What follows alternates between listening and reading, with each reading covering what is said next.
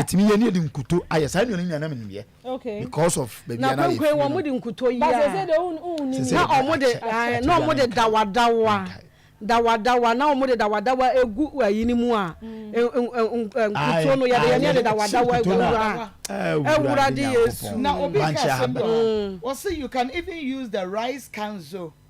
to prepare rice water in the morning. Rice water. For recipes so say ka say omo fe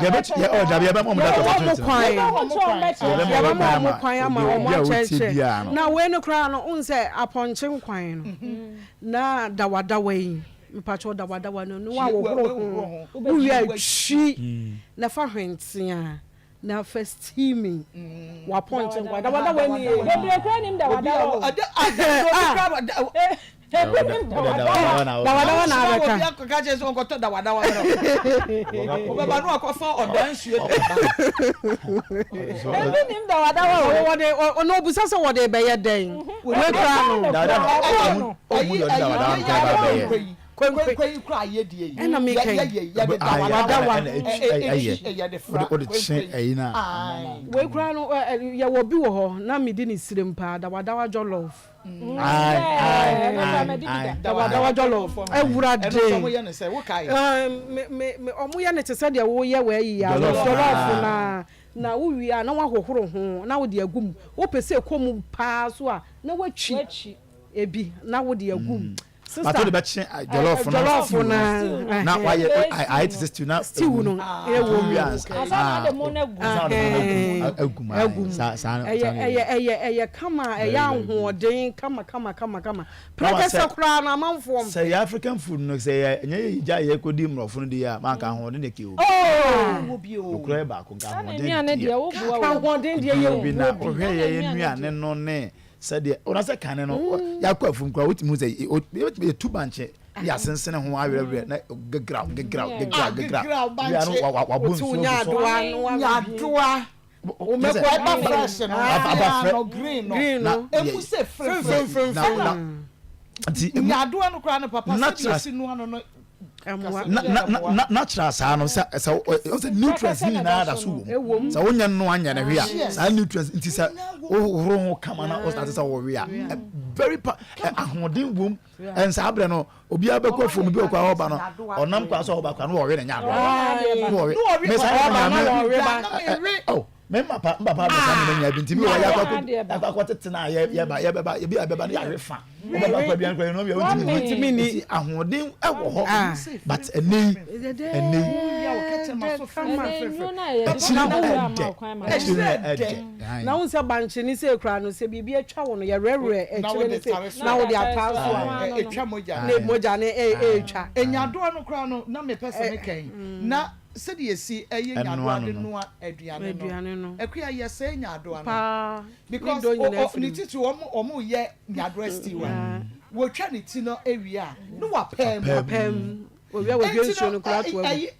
na ba no ne enyema na wo inside ede no nyado emu ye frem entu wo bewie no na ede ni nyina etu agu nsuo no awu ko hwia agu oni no ba kwa akohwia agu enti di aka no ye nyado hata nyado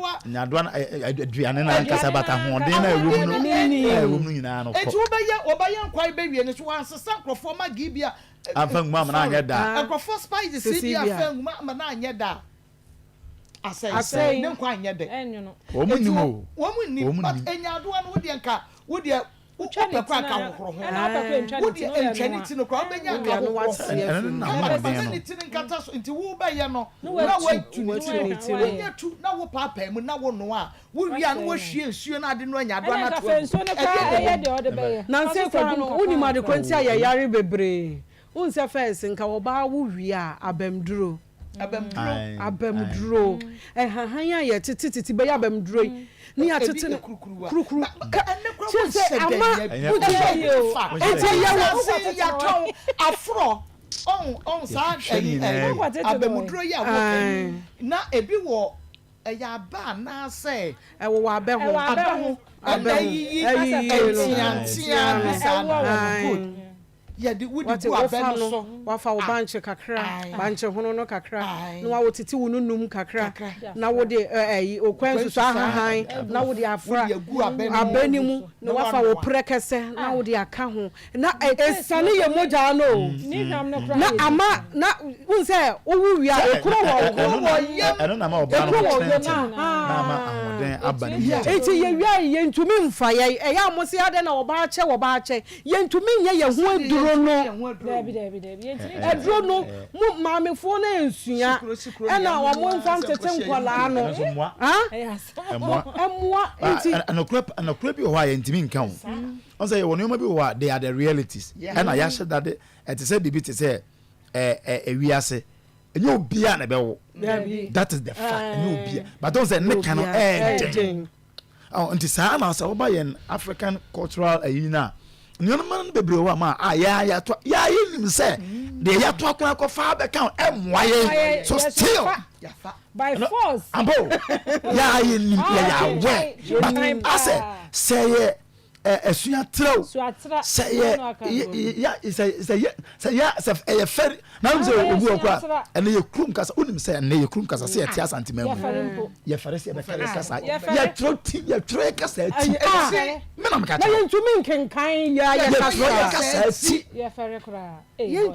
hano say onu wane krum kasa na say ya kan yeti obetuma bie phone line say ma o de be katwi o ha say kra wo se be fem ni krum kasa kra wonte and yama na ene no aba ba ti say o kasa na say wonte brofo a asa wo sukura sin de bi mae enti wo amamre ne o kasa ye de atetew no say yama na ye say enti ya show abemuduro na no enti mu wa yade baluchi jutu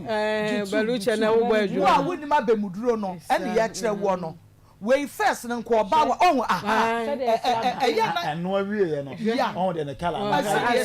ensuo na wase no kwa no ahode ni bia akogum o ma nim yi ya pare wo mo de ensuo no kura sa no ensuo no ahoma ni kama no ntu ensuo no wo betumi dia mix nkwan no abana wo na abeso na abesa de no ana aye de abeso so be ya ayi na ahode no unkohwie mu